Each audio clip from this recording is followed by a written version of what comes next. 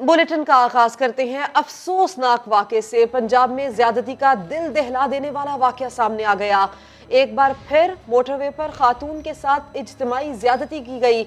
इस बार ये खबर आई है टोबा टेक सिंह से, जहां मोटरवे M4 पर 18 साला लड़की से इज्तिमाई ज्यादती की गई। मुल्जिमान ने नौकरी का झांसा देकर लड़की को बुलाया, मुबैना तौर पर ज्यादती की और उसे वीराने में फेंक कर फरार हो गए।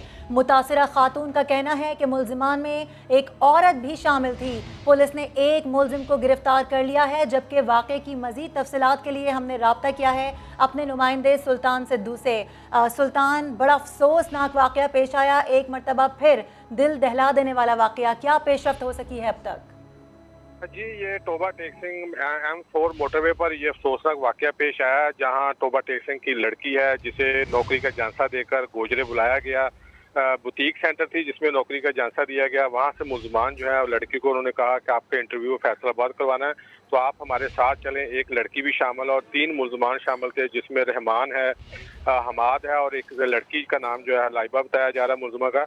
वो उसको साथ अपनी गाड़ी में मोटरवे पे ले गए हैं। वहाँ पे गन पॉइंट पर उन्होंने लड़की को ज्यादती का निशाना बनाया और निशाना बनाने के बाद लड़की है उसे इंटरचेंज के ऊपर उन्होंने फेंक दिया। उसके बाद मुल्जिमान फरार हो गए हैं। समा की खबर के ऊपर IG पंजाब और टोबा टेक सिंह पुलिस भी हरकत में आई है। मुल्जिमान के खिलाफ छापे मारे गए हैं। एक मुल्जिम हमाद जो है उसे अभी तक पुलिस ने गिरफ्तार किया है, जबकि बाकी मुल्जिमान जो है और दूसरे दीगर मुल्जिमान जो हैं वो अभी तक फरार हैं। टोबा टेक सिंह में ज्यादती के जो केस हैं पिछले भी हमने रिपोर्ट किए, काफ़ी ज़्यादा केस जो है रिपोर्ट किए गए थे और मोटरवे पर ये जो वाक़या पेश है इसकी वजह से लोगों में जो है काफ़ी गमो गुस्सा भी पाया जा रहा है कि मुल्जिमान जो है उन्हें सजा नहीं दी जाती और इस तरह के वाक़यात जो हैं वो बढ़ते जा रहे हैं। जी ठीक है, हमारे साथ ही मौजूद रहिएगा सुल्तान। मजहबी स्कॉलर बिलाल कुतुब ने भी हमें ज्वाइन किया है। बिलाल साहब, बहुत शुक्रिया वक्त देने के लिए। अल्फाज साथ नहीं देते हैं इस तरह के वाक़यात जब रूनुमा होते हैं, लेकिन फिर भी सवाल बनता ये है कि इस तरह के वाक़यात हर बार होते हैं, लेकिन हम मुल्जिमान को कटहरे में लाने के बजाय उनको बेल पर रिहा कर देते हैं। क्या कहेंगे आप इस पर? जी बहुत शुक्रिया। जी आपकी बात बिल्कुल दुरुस्त है कि ये कानून जो है वो शायद गरीब के लिए और अमीर के लिए और है, और मेरे ख्याल में ताकत ज़्यादा होनी चाहिए।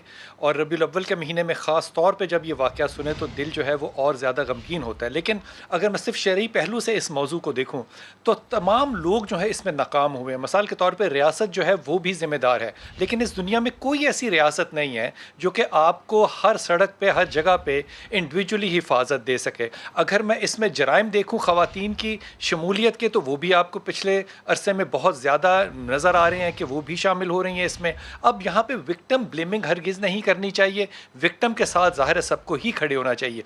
लेकिन क्या शरीयत आपको या कानून आपको अपनी इनफरादी ज़िम्मेदारी से रोकता है? अगर इनफरादी ज़िम्मेदारी याद दिलाई जाए तो मैं इस बात में बहुत ही डर के ये बात कहूँगा कि जो भी शख्स किसी को उसकी इनफरादी ज़िम्मेदारी याद दिलाता है तो उसके ख़िलाफ़ सब सोशल मीडिया इसलिए खड़ा हो जाता है कि विक्टिम को ब्लेम किया जा रहा है। नहीं, हमारी जहां पे एक इज्तिमाई जिम्मेदारी है कि जराइम ना हो, वहाँ हमारी अपनी ज़ाती ज़िम्मेदारी भी होनी चाहिए कि हम जुर्म की जगह पे जाएं ना, हम वहाँ पे खड़े ना हों। लेकिन ये समझाने वाला कौन है? अल्लाह के रसूल की हदीस है कि घोड़े को घास के पास मत लेके जाओ, घोड़ा घास ज़रूर खाएगा। मेरे ख्याल में यहाँ पे जो माशरे की फेलियर है कि आप एक 18 साल की बच्ची जो है वो एक अननोन लोगों के साथ जो है वो फैसलाबाद का ट्रैवल कर रही है, ये कहाँ का इंसाफ और कहाँ का माशरा और कहाँ की रियासत मदीना है?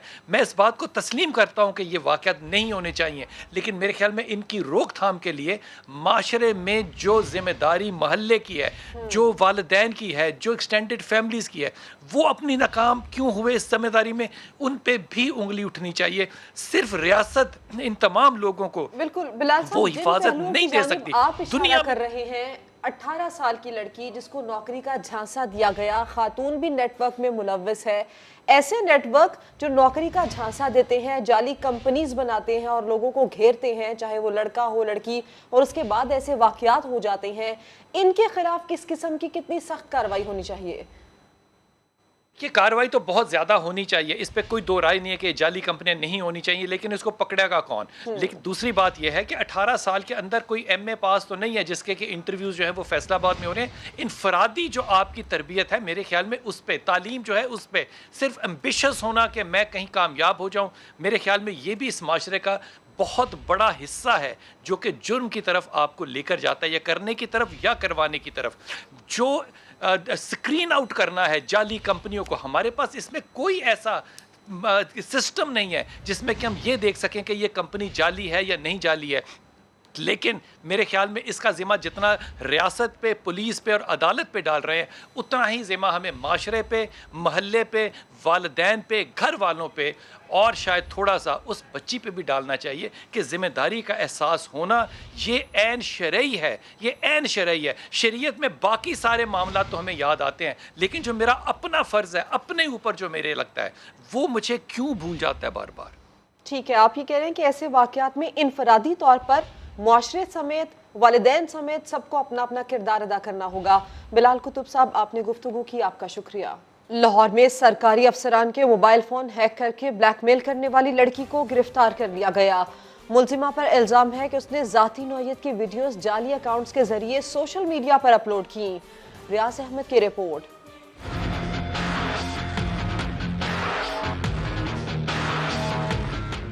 افسروں کے موبائل فون ہیک کر کے ویڈیوز تک رسائی کا مکروہ دھندا. متاثرہ افسر کی درخواست پر ایف آئی اے کا ایکشن. مبینہ طور پر بلیک میلنگ میں ملوث لڑکی گرفتار کر لی گئی. ایف آئی اے کے مطابق ملزمہ قابل اعتراض ویڈیوز پھیلانے کی دھمکی دے کر افسروں کو بلیک میل کرتی رہی.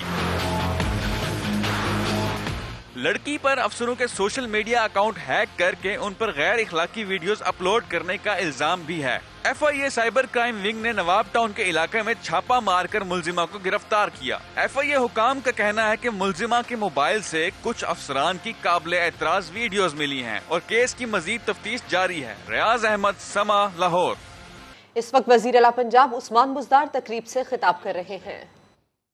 Challenged Fashion is being provided NOC for the starting their business under 2 weeks.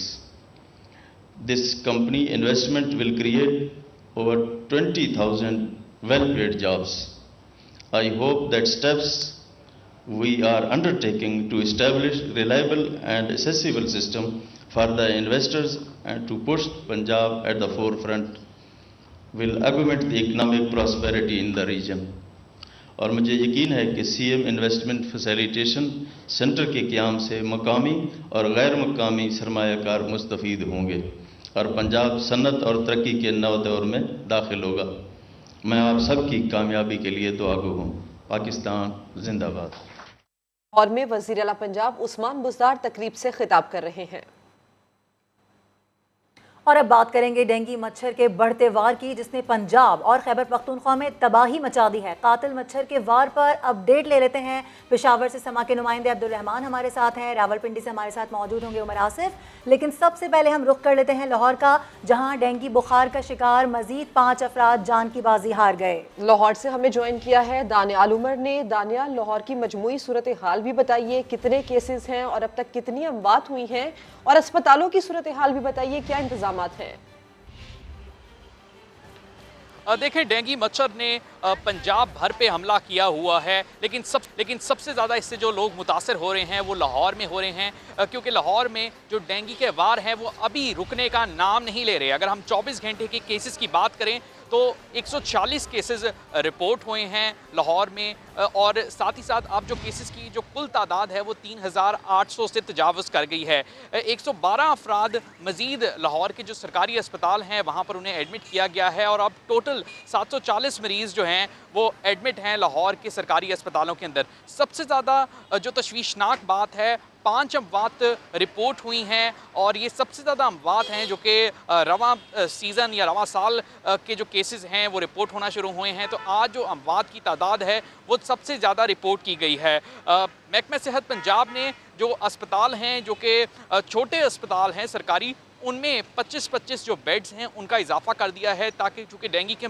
مریضوں میں اضافہ ہو رہا ہے تو جو رائیونڈ کی طرف، کاہنا نو کی طرف، اسی کے ساتھ ساتھ مناوا کی طرف جو اسپتال قائم کیے گئے ہیں وہاں پہ ڈینگی کے 25 مریضوں کے لیے بیڈز جو ہیں وہ وہاں پہ لگا دیے گئے ہیں. جی ٹھیک ہے، آپ ہمارے ساتھ ہی موجود رہیے گا. دانیال، آپ بتا رہے ہیں کہ آج جو سب سے زیادہ اموات رپورٹ ہوئی ہیں لاہور میں. ہم رخ کر لیتے ہیں راولپنڈی کا. عمر آصف، وہاں پر کیا فیکٹس اینڈ فگرز ہیں، کیا اقدامات کیے جا رہے ہیں؟ اچھا بالکل، دیکھیں ہر گزرتے وقت کے ساتھ جو ہے ڈینگی کی صورتحال دن بدن تشویشناک ہوتی جا رہی ہے۔ آج جو ہے 94 کے قریب کیسز گزشتہ 24 گھنٹے میں راولپنڈی کے تینوں الائڈ ہاسپٹلز میں لائے گئے ہیں۔ کل اگر کیسز کی تعداد کی بات کی جائے تو 957 کے قریب جو ہے ڈینگی کے مثبت کے کیسز اسپتالوں میں آئے، لیکن ساتھ میں یہ بھی دیکھا جا رہا ہے کہ 800 سے زائد افراد جو شفایاب بھی ہوئے۔ دوسری جانب انتظامیہ کے دعوے تو بہت اونچے ہیں، لیکن کسی طرح کا بھی اسپرے نہیں نظر آتا، نہ کوئی اور چیز نظر آتی ہے۔ 4 ایسے مریض ہیں جو کہ بے نظیر بھٹو ہاسپٹل میں ایچ ڈی یو میں اس ٹائم موجود ہیں، ان کی حالت جو ہے وہ انتہائی تشویشناک بتائی جا رہی ہے۔ انتظامیہ کا یہ کہنا ہے کہ انہیں سے 24 گھنٹے دیے جاتے ہیں کہ پیشنٹ کا رسپانس کریں، لیکن جو علاقے ہیں، علاقہ مکین ہے جو سب سے زیادہ متاثرہ ہیں، جن میں کنٹونمنٹ کا علاقہ پہلے نمبر پہ آتا ہے، ان کا کہنا ہے کہ کسی طریقے کا بھی رسپانس نہیں دیکھا گیا۔ جی تفصیل آپ نے دی۔ اب پشاور کی صورتحال جانتے ہیں، عبدالرحمان ہمارے ساتھ ہیں۔ عبدالرحمان، لاہور اور راولپنڈی کی صورتحال ہم نے جانی ہے، پشاور میں کیسز کا کیا تناسب ہے اور کیا انتظامات کیے گئے ہیں؟ جی بالکل، پشاور میں بھی وہی صورتحال ہے کہ یہاں کیسز زیادہ ہوتے جا رہے ہیں۔ جو دیہی علاقہ ہے وہ زیادہ متاثر ہے، لیکن اب شہری علاقوں سے بھی کیسز رپورٹ ہو رہے ہیں، اور گزشتہ 24 گھنٹوں میں پشاور میں 134 جو نئے کیسز ہیں اس کی تصدیق ہو چکی ہے، اور اس طرح پشاور میں 1041 افراد جو ہے اس سیزن میں اب تک متاثر ہو چکے ہیں، جن میں 455 سے احتیاط ہو چکے ہیں، تو یہ ریشو اچھی ہے۔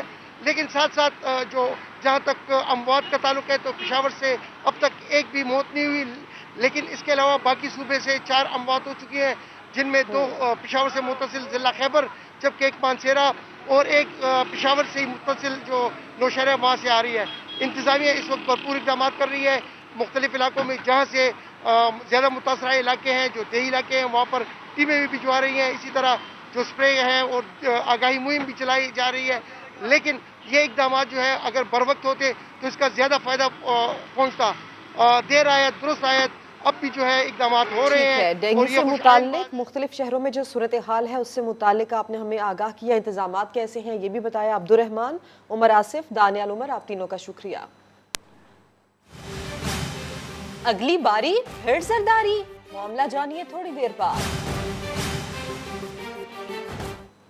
ابھی خبر یہ ہے کہ وزیراعظم عمران خان آج پارلیمنٹ ہاؤس جائیں گے۔ NA 133 لاہور میں ضمنی الیکشن کے لیے امیدوار کے نام اور ابتدائی لاہے عمل کے لیے پارٹی رہنماؤں کو مشاورت کے لیے طلب کر لیا گیا۔ وزیر اعظم لاہور میں پرویز ملک کی وفات کے بعد خالی ہونے والی قومی اسمبلی کی نشست کے لیے PTI امیدوار کے حوالے سے مشاورت کریں گے۔ سینیٹر اعجاز چودھری، عامر کیانی اور سیف اللہ نیازی سے تجاویز بھی مانگ لی گئی ہیں۔ وزیر اعلیٰ پنجاب عثمان بزدار اور وزیر بلدیات میاں محمود الرشید بھی شریک ہوں گے۔ NA 133 میں ضمنی انتخاب کے لیے PTI کے متعدد رہنماؤں کے نام سامنے آ گئے ہیں۔ وسطی پنجاب کے جنرل سیکرٹری علی امتیاز بڑائچ، میاں اکرم عثمان، جمشید اقبال چیمہ، فراز احمد اور منیر احمد خان کے ناموں پر غور ہوگا۔ NA 133 پر نون لیگ کے پرویز ملک نے PTI کے اعجاز چودھری کو شکست دی تھی۔ اور سیاسی میدان سے اہم خبر شامل کریں گے۔ 16 اکتوبر کو فیصل آباد میں PDM کے جلسے میں شہباز شریف کے بجائے مریم نواز شرکت کریں گی۔ لیگی رہنماؤں کا موقف ہے کہ مریم نواز کو کراؤڈ پلر کہا جاتا ہے اور عوام ان کی بات سنتی بھی ہے۔ بات کرتے ہیں عمران شفقت سے۔ عمران، بتائیے اس سے متعلق۔ 16 اکتوبر کو فیصل آباد میں PDM کا جلسہ ہونے جا رہا ہے۔ اس سلسلے میں پاکستان مسلم لیگ نون کی جانب سے اہم فیصلہ کیا گیا اور باقاعدہ پارٹی قائد کو عام لیگی رہنماؤں کی جانب سے یہ مشورہ دیا گیا کہ مریم نواز کو میدان میں اتارا جائے، کیونکہ عوام مریم نواز کو دیکھنا چاہتی ہے، ان کو سننا چاہتی ہے، اور فیصل آباد کا جلسہ اس کو کامیاب بنانے کے لیے مریم نواز کا سٹیج پر ہونا بہت زیادہ ضروری ہے۔ اور ساتھ یہ بھی تجویز دی گئی کہ جو PDM کا لاہور میں جلسہ تھا اسے یہ تاثر دیا جا رہا تھا کہ پاکستان مسلم لیگ نون اس شو کو کامیاب نہ کر سکی۔ اس تاثر کو ظاہر کرنے کے لیے فیصل آباد کا جو پاور شو ہے وہ بڑا شو کرنا ہوگا، اور باقاعدہ طور پر پاکستان مسلم لیگ نون کی نائب صدر مریم نواز ذاتی عمرہ سے ریلی کی شکل میں فیصل آباد جائیں گے، اور دیگر لیگی رہنماؤں کو اس سلسلے میں ہدایت جاری کر دی گئی ہے کہ وہ لاہور اس کے مضافات سے لوگوں کو زیادہ سے زیادہ اکٹھا کر کے لائیں۔ جی، تفصیل کے لیے آپ کا شکریہ عمران۔ آصف زرداری کی احتساب عدالت اسلام آباد میں پیشی، حالات کس رخ پر جا رہے ہیں بتا دیا۔ کہا اب تو سیاستدان بھی بڑی مشکل سے صورتحال سنبھال سکیں گے۔ یہ بھی کہا کہ معیشت مزید نیچے جانے تک احتساب کا عمل چلتا رہا ہے، آئندہ پیپلز پارٹی کی حکومت کی پیش گوئی بھی کر دی۔ साहब का अमल कब तक चलता रहेगा? जब तक हमारी इकॉनमी और जरदारी साहब खान साहब भी सूरत हाल संभाल सकेंगे, पॉलिटिशियन भी बड़ी मुश्किल से संभालेंगे। अच्छा, क्या कहेंगे नया जो हुकूमत अब नया ऑर्डिनेंस लाई है अपने दफा के लिए लेके आई, क्योंकि हुकूमत तो तकरीबन अपनी मुद्दत पूरी करी, क्या बिल्कुल अपने दफा के लिए अथॉरिटी प्राइम किसकी है? थोड़ी सी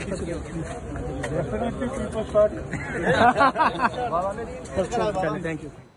अभी अहम खबर है, 8 अरब की मशकूक ट्रांजैक्शन के रेफरेंस में आसिफ जरदारी की एहतसाब अदालत में पेशी, फर्द जुर्म से बचने के लिए बरियत की दरख्वास्त दायर कर दी। कहा गया है कि तरमीमी ऑर्डिनेंस के तहत इस अदालत में कार्रवाई नहीं चल सकती। अदालत ने दरख्वास्त बरियत काबिल समात होने पर फैसला महफूज कर लिया।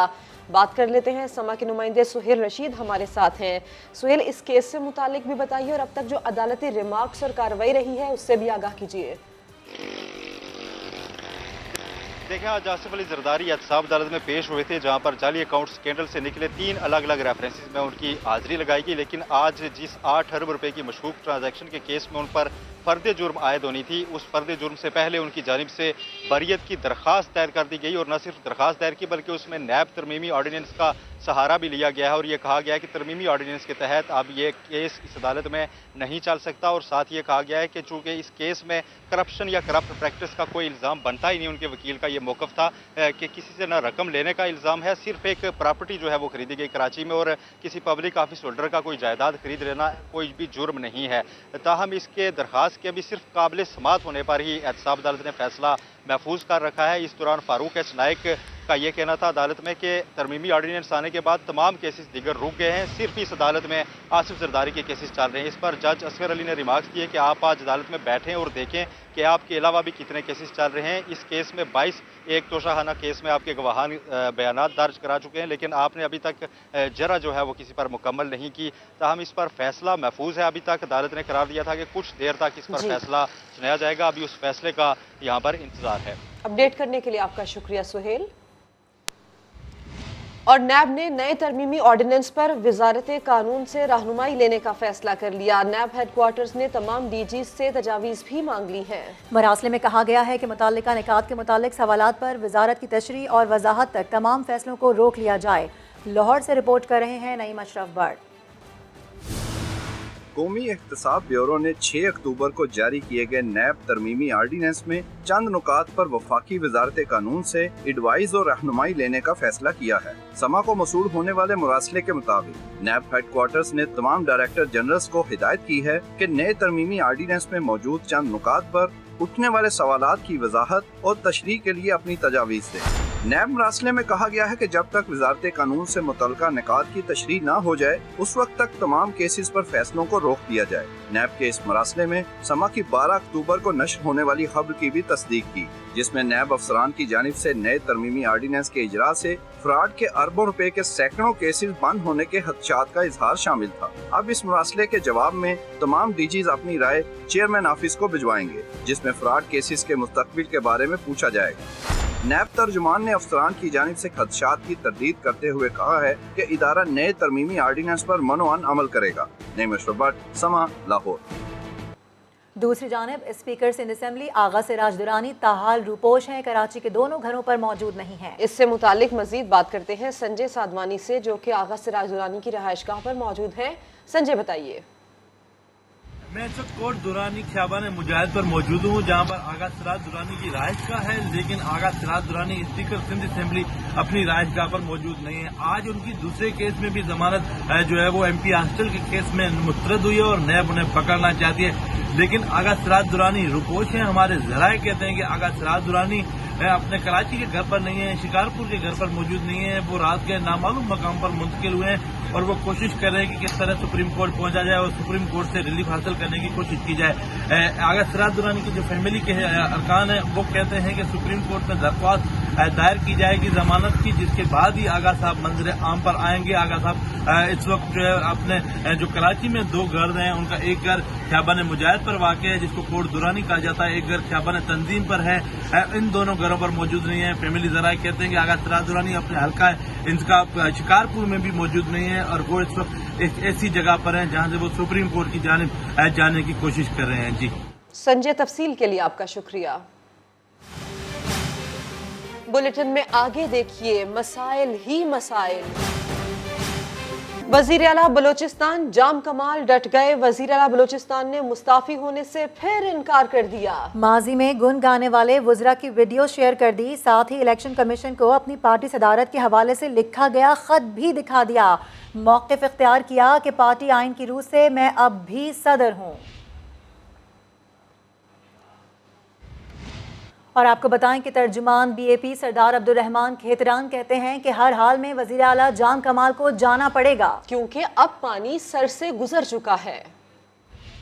सर से गुजर चुका है, तो अब हमें उसको या तो रिजाइन करना पड़ेगा या अदम एतमाद की तहरीक का सामना करना पड़ेगा। और हॉर्स ट्रेडिंग के हवाले से क्या हॉर्स ट्रेडिंग उसने हर जोर लगाया है। मुझे मेरे बेटे को उसकी तो जरूरत नहीं थी कि उसका कोई बंदा मुझे डायरेक्ट ऑफर कर सके। मेरे बड़ा बेटा है कोई पॉलिटिक्स में, तो उसको कहा कि जी मर्जी की मिनिस्ट्री और जो आप मांगते हो। मैंने कहा मांगते फकीर है ना, भिखारी है, हम मांगने वाले नहीं। और सिंध हाई कोर्ट ने NICVD करप्शन केस की समाअत के दौरान सेक्रेटरी सेहत की सख्त सरजनिश की। रिमार्क्स दिए कि उन्होंने सूबे का हेल्थ सिस्टम तबाह कर दिया है। इरफानुल हक रिपोर्ट करेंगे।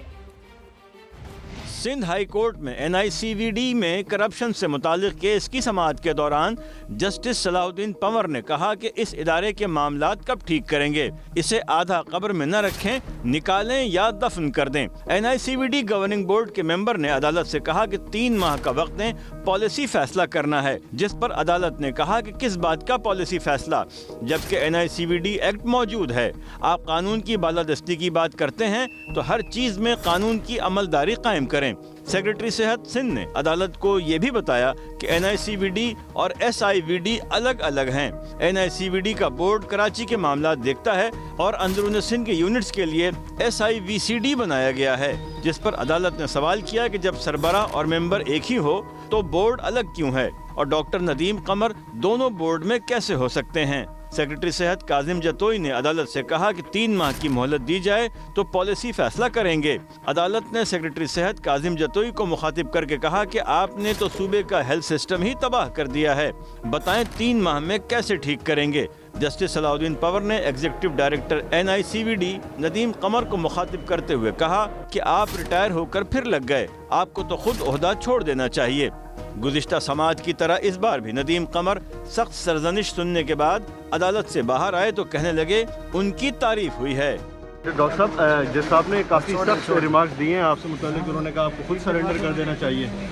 सर वो पॉलिसी डिसीजन है, ये गवर्निंग पार्टी का वो पॉलिसी डिसीजन है। आप क्या कहेंगे सर इस बारे में? नहीं, मैं अप्रिशिएट करता हूँ, उन्होंने बहुत अप्रिशिएट किया हमारे NICVD करप्शन केस के दरख्वास्त गुजार डॉक्टर तारिक शेख ने कहा कि अगर नदीम कमर में थोड़ी सी भी शर्म होती तो खुद ओहदा छोड़ देते। जज साहब ने कहा है कि आपने कैसे SICVD के आप एग्जीक्यूटिव डायरेक्टर हैं, NICVD के भी आप डायरेक्टर हैं, और दूसरी बात है कि आप 2015 में लगे, फिर आप रिटायर हो गए, फिर 4 साल के लिए दोबारा आपको फौरी तौर पर इस्तीफा देना चाहिए, फौरी तौर पर। सिंध हाई कोर्ट ने समाअत मुलतवी करते हुए कहा कि इस मामले में आज ही तहरीरी हुक्म जारी किया जाएगा। इरफानुल हक, समा, कराची। और झंकी नासिर कॉलोनी में सीवरेज का नाकिस निज़ाम, गलियां गंदे पानी में डूब गई। मच्छरों की बहुतात से डेंगू फैलने का खदशा है। सड़कों पर मट्टी के ढेर, गर्दो गुबार से लोग सांस की बीमारियों में मुब्तला होने लगे। मेरा नाम हाफिज सगीर अहमद है और मैं झांके इलाका नासिर कॉलोनी का रिहायशी हूँ। ये है हमारा इलाका, यहाँ गलियों में गंदा पानी हमारे लिए अजाब बन चुका है और हमारे बच्चे इस गंदे पानी की वजह से बीमार हो रहे हैं। ये है हमारा कब्रिस्तान वाला रास्ता, अरसे दराज से ये टूट फूट का शिकार है। जब यहाँ बारिश होती है तो यहाँ 2 से 3 फुट तक पानी खड़ा रहता है और यहाँ से जनाजा गुजारना भी हमारे लिए मुश्किल हो जाता है। यहाँ हम रेगिस्तान जैसी जिंदगी गुजार रहे हैं। गर्द और गुबार की वजह से हम सांस की बीमारियों में मुब्तला हो रहे हैं। हम अपने अवामी नुमाइंदों से इल्तिमास करते हैं कि खुदा रा हम पर रहम फरमाएं, اور اس علاقے کی حالت کو بہتر بنائیں، کیونکہ ہم بھی اسی شہر کے رہنے والے ہیں۔ اسی کے ساتھ بولٹن سے فی الحال اتنا ہی، ایک بریک کے بعد آپ سے ملیں گے ہیڈ لائنز کے ساتھ۔ دیکھتے رہیے سما۔